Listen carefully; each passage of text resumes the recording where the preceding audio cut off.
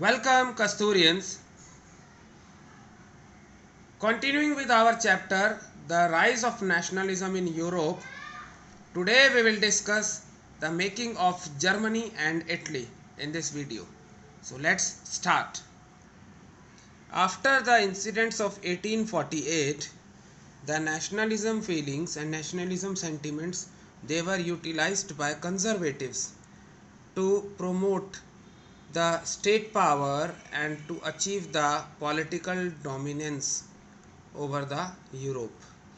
In this, the liberal initiative was repressed by the forces of monarchy and the military, which were supported by the large estate owners or land owners, locally known as Junkers of Prussia. The middle class German nationalists, when they tried to unite the German Confederation into a nation state which was to be governed by an elected parliament. And this initiative was repressed by the monarchical power and the military, which we have told earlier. After this repression of the nationalist feelings, Prussia took the leadership and they brought about the process of unification of Germany as a nation under the leadership of the chief minister Otto von Bismarck. He took the help of the Prussian army as well as the bureaucracy, and with the help or assistance of the bureaucracy, Otto von Bismarck he carried out this process of unification of Germany.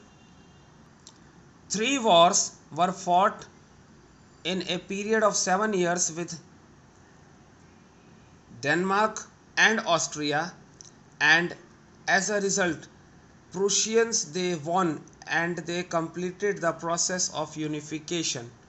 It was in 18th January 1871 that an assembly of the princes of German states, the representatives of army and important Prussian ministers, they all gathered in a unheated hall of mirrors in the palace of Versailles, where Germany was declared independent and the German Empire was declared to be headed by Kaiser William I of Prussia. And the nation building process in Germany it started. The Prussian power became dominant and they emphasized on modernizing the currency, the banking, legal and judicial systems in Germany, and this became a role model for the rest of Germany. Like Germany, Italy was also divided into different states which were ruled by several dynasties, and there was also multinational Habsburg Empire. Italy it was actually divided into 7 states, and only one of these states, that is Sardinia Piedmont, was ruled by an Italian prince or Italian princely house. And even the Italian language was spoken in many regional and local variations. It was not a common form of language, that too of Italian language, which was not spoken. One such attempt for unification of Italy it took place when Giuseppe Mazzini he tried to bring about the unification of Italy. For that he founded a secret society called Young Italy for bringing about unification, but the failure of two uprisings in 1831 and 1848 made the Mazzini to think that it is only the Sardinia Piedmont state which is ruled by an Italian prince that the unification of Italy is possible. So that's why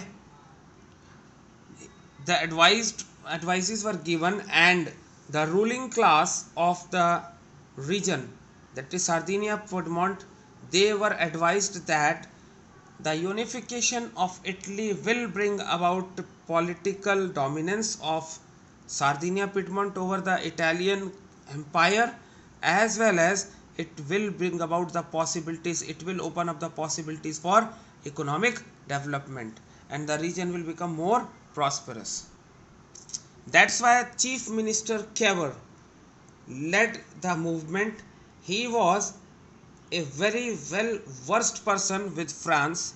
He entered into a tactful diplomatic alliance, and the forces of Sardinia Piedmont, they defeated Austria in 1859.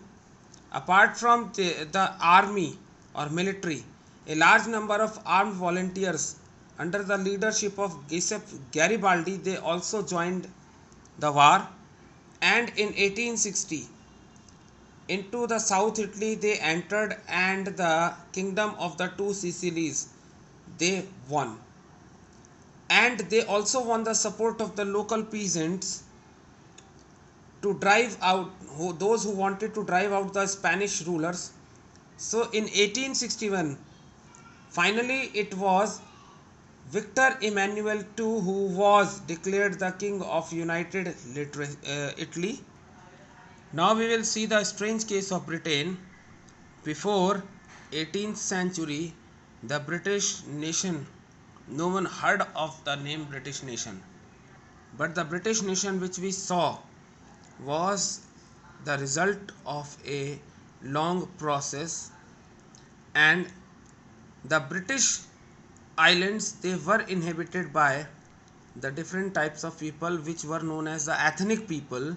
So the ethnic British people include the English, the Welsh, the Scottish or Irish people.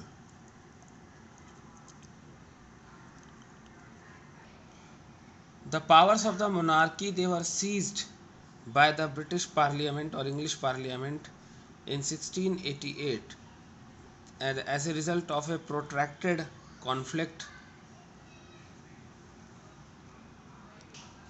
The powers of the monarchy, they were seized by the parliament. Also, the powers of monarchy, they were seized by the parliament, and it was the Act of Union passed in 1707 between Britain and Scotland that resulted in the formation of the UK or United Kingdom of Great Britain. And in fact, this act was able to impose the influence of England on Scotland. Therefore, the English Parliament was having, the British Parliament or English Parliament was having dominantly the English members, and the British identity, it grew, and the Scottish culture and political institutions were suppressed. That's why the Catholic clans, they inhabited the Scottish Highlands. These Catholic clans, they suffered terrible repression whenever they tried to assert their independence. And in 1801, Ireland was forcefully taken by the Britishers after the revolution of the Scottish people, it failed. The English people, they helped the Protestants to win over their counterparts, that is Catholics of Ireland, and this way they helped the English helped the Protestants to establish their dominance over the Catholic country, and the Catholic revolts that took place against the British dominance, they were suppressed. And when an attempt to revolt against this failed, ultimately Ireland was forcibly incorporated to be a part of United Kingdom in 1801, and this newly elected British nation or the United Kingdom was forged through dominant English culture. Also, the British flag, that came to be known as the Union Jack, the national anthem God Save Our Noble King, and the English language. These were promoted, and the older nations survived only as subordinate partners in the British Union or United Kingdoms of Britain. So that's all we have in this video. In the next videos we will discuss the ideas of how the nation was visualized. Thank you and have a nice day.